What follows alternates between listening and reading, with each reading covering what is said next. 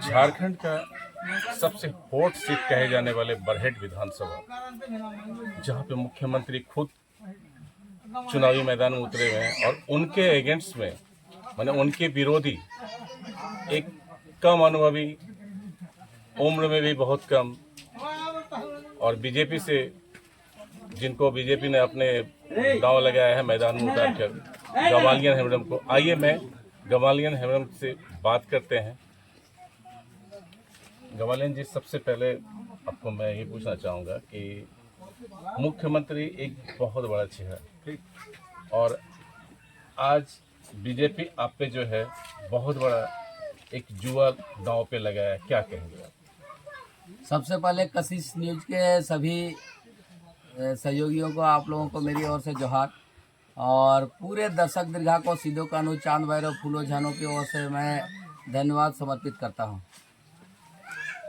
हमारे बरहेट विधानसभा क्षेत्र से मुख्यमंत्री हेमंत सोरेन जी नेता प्रतिपक्ष के तौर पर 5 साल का कार्यकाल उनका रहा, 2014 से 19, और 19 से उन्होंने फिर पुनरावृत्ति किया, और 19 से 24 तक का जो मुख्यमंत्री का कार्यकाल है, उस कार्यकाल में यहाँ के लोग आज भी मूलभूत सुविधा से वंचित है। यहाँ कीड़े मकोड़े से भी बदतर जीवन जी रहे हैं लोग। बरहेट विधानसभा क्षेत्र के अंतर्गत सुंदर पहाड़ी प्रखंड में एक बड़ा सिंदरी पंचायत है। उसमें से मामूली ब्रेन मलेरिया से 6 बच्चे यहाँ पर मर गए थे, चूँकि वहाँ से नीचे हॉस्पिटल तक आवागमन का कोई सुविधा नहीं था।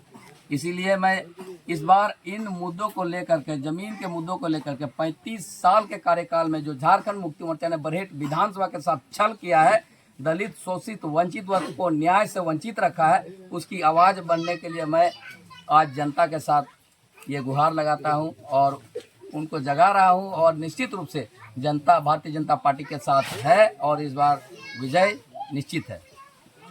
देखिए, जहाँ तक ये हेमंत जी जो हमारे झारखंड के मुख्यमंत्री हैं, उन्होंने रास्ता वगैरह के बारे में ये जो भी योजना लाए हैं, लेकिन योजना इस कल्याणपुर गांव में हम कहीं नहीं देख पा रहे कि सड़क बनी हुई है। जी बिल्कुल, मैं तो सभी मीडिया बंधुओं से आग्रह करता हूं कि बरहेट विधानसभा अंतर्गत दादा 54 पंचायतें हैं, कुल 618 ग्राम हैं, और उसके 4 प्रखंडे हैं, 277 बूथें हैं। मैं 277 बूथों में नहीं आग्रह करूंगा, आप 20% बूथों पर, 10% बूथों पर जा करके आकलन कर लीजिए, उनके विकास का पैमाना आप खुद ही तय कर लेंगे।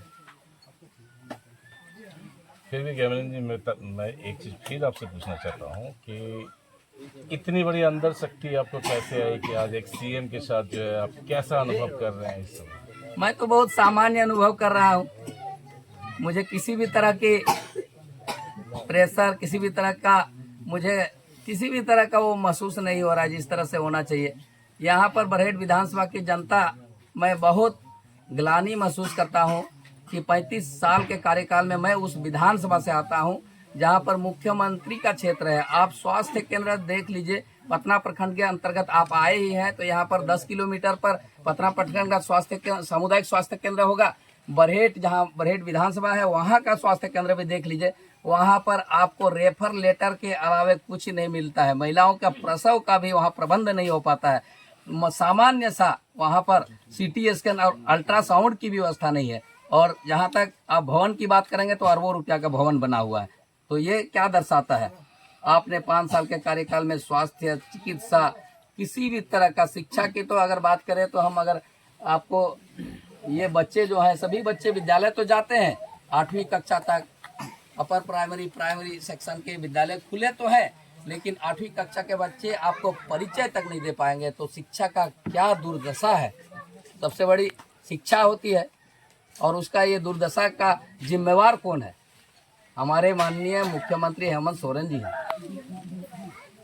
अभी आपने जो इलेक्शन कमीशन है उनको शिकायत करवाया कि हेमंत जी का एक जो उम्र है और उनके जो फाइनेंशियल स्टेटस उसके बारे में आपने किया।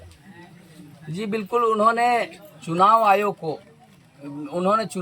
को जो 2019 के नामांकन पत्र में शपथ पत्र दायर किया है, उसमें अपना उम्र 42 साल बताया है और ये 24 में उनको 49 साल बताया है। तो 5 साल के कार्यकाल में किसी भी व्यक्ति का 7 साल उम्र क्या आपके जानकारी में हो सकता है क्या?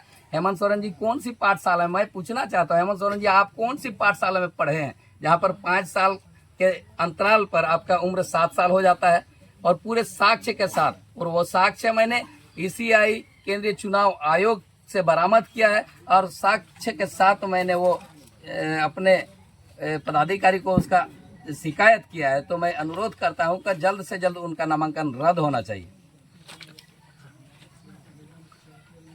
जो अपने बरहेट विधानसभा में जो समस्याएं हैं, तो अभी तो आपको उसका सामना करना पड़ता होगा, ठीक है। अब जिस क्षेत्र में ले जा रहे हैं वहाँ पे आपको शिकायतें मिल रही हुई कि हमारा ये नहीं हुआ, वो नहीं हुआ, तो जीतने के बाद लोग कितने आश्वस्त रहेंगे कि आप उनको सुधारेंगे? एक दिन मतदान, मैं कशिश न्यूज पर आज बोल रहा हूं और 23 तारीख को आप फिर से हमसे पूछिएगा। 20 तारीख को मतदान है और 23 तारीख को मतगणना है।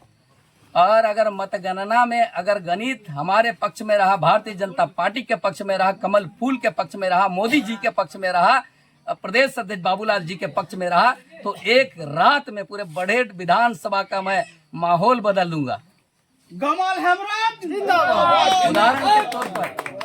उदाहरण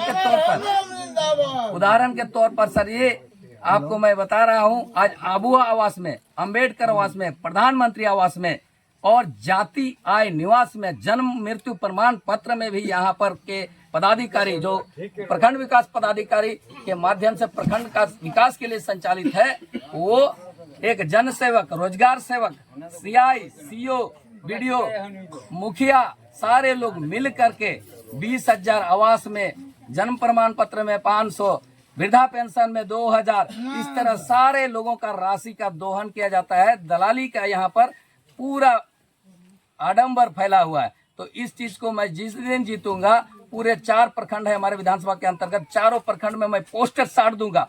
किसी भी कर्मी के द्वारा इस तरह का बाह्यात कार्य प्रतिक्रिया करते हुए कोई पकड़े जाते हैं तो उनको मैं उसी दिन नायक फिल्म के जैसा ऑन द स्पॉट में उसको ये कर दूंगा, सस्पेंड करवा दूंगा।